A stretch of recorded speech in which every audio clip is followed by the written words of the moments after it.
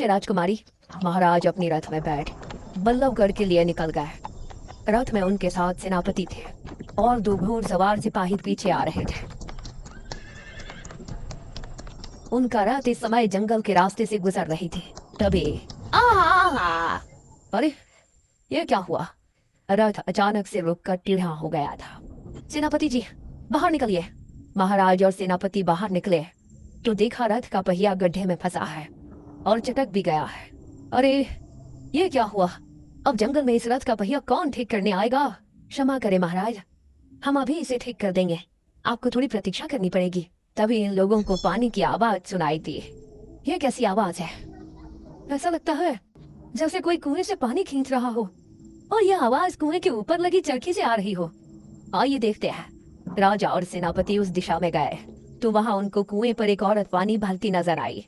उसके बाल बहुत लंबे थे, वो दिखने में बहुत ही खूबसूरत थे और वेशभूषा से आदिवासी लग रही थी। उसने जैसे ही महाराज और सेनापति से नजरें मिलाई तो उसका सौंदर्य देखकर ये दोनों ही सन्न रह गए।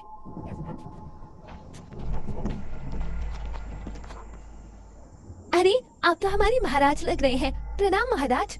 प्रणाम। क्या नाम है आपका? मेरा नाम दमयंती है महाराज। यहाँ पास ही मेरी कुटिया है। आप इस समय जंगल में? असल में हम पड़ोसी राज्य के लिए निकले थे। हमारा रथ खराब हो गया है तो इसीलिए हम जंगल में भटक रहे हैं।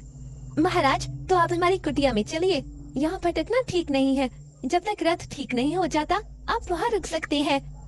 ये दोनों दमयंती के साथ उसकी कुटिया में चले गए और फिर दमयंती ने दोनों को पीने के लिए पानी दिया।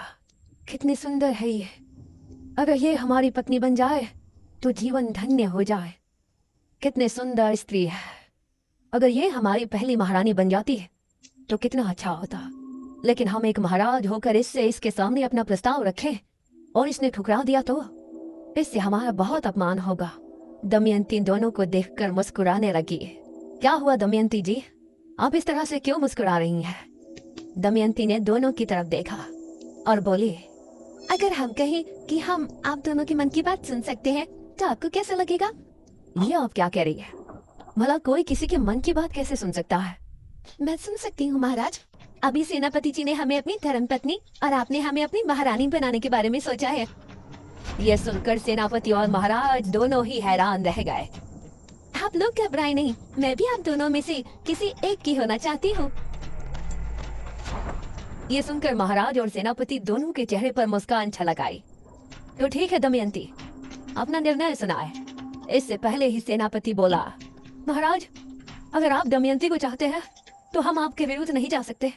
यह सुनकर महाराज को बहुत अच्छा लगा और दमयंती भी मुस्कुराई। किंतु हम एक महारानी का जीवन नहीं जीना चाहते।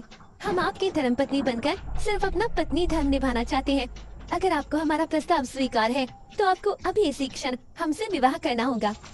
महाराज ने उसी समय अग्नि के साथ फेरे लेकर दमयंती से विवाह कर लिया। सुबह होने तक रथ भी ठीक हो गया था।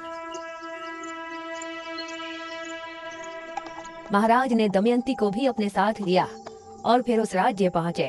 राजा इंद्रसेन को हमारा नमन है। आइए महाराज बैठिए। महाराज और इंद्रसेन में बातें हो रही थी लेकिन इंद्रसेन भी दमयंती पर मोहित हो गया था। आज इस विश्वजीत को रास्ते से हटाकर हम दमयंती को अपना लेंगे और फिर कल ही इसके राज्य पर हमला बोलकर उसे भी अपने अधीन कर लेंगे। दमयंती उसको बड़ी गौर से देख रही थी और उसके चेहरे पर गुस्सा दिखने लगा था। क्या हुआ दमयंती? महाराज राजा इंद्रसेन आपकी कोई मदद नहीं करना चाहती। रात होने पर आपको रास्ते से हटाने की योजना बना रही है और हमें हमेशा के लिए अपना बना लेंगे और आपके राज्य को भी हड़प लेंगे। यह सुनकर इंद्रसेन भी हैरान रह गया। महाराज को बहुत गुस्सा आया। उन्होंने उसी समय अपनी तलवार निकाली। इंद्रसेन को परास्त करने के बाद महाराज तुरंत अपने राज्य की ओर लौट गए।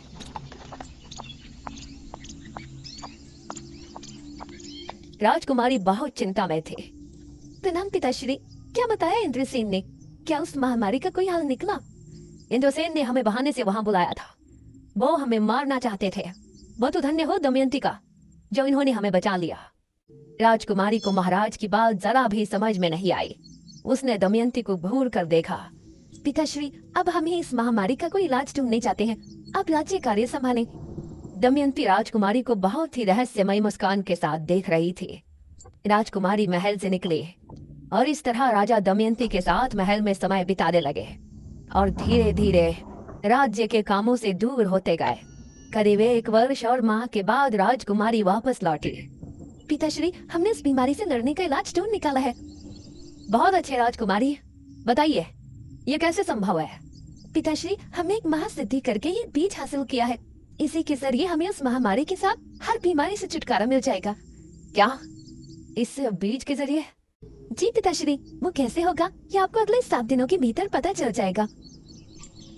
राजकुमारी ने उस बीज को अपने हाथों से जंगल में जाकर बो दिया और रोजाना अपने हाथों से उसे पानी देने जाती।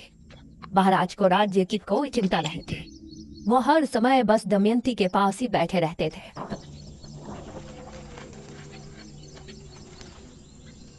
7 दिनों के बाद राजकुमारी महाराज, मंत्री और सेनापति को लेकर जंगल पहुंचे।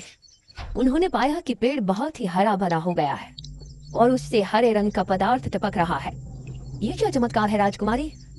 पिताश्री, ये मृत्युंजय अमृत है। इसके 3 बूंद पीने से बड़े से बड़ा रोग दूर हो जाता है। हम इसके जरिए राज्य में फैली महामारी का खात्मा कर सकते हैं। वाह राजकुमारी, बहुत अच्छे। उसके बाद राजकुमारी ने अपने राज्य के सभी बीमार लोगों को वो मृत्युंजय अमृत देना शुरू किया और अगले 2 माह में वो महामारी राज्य से पूरी तरह से खत्म हो गई। राजकुमारी इससे खुश भी थी, लेकिन महाराज के दमयंती के करीब जाने और हरदम चिपके रहने से चिंता में हुई थी।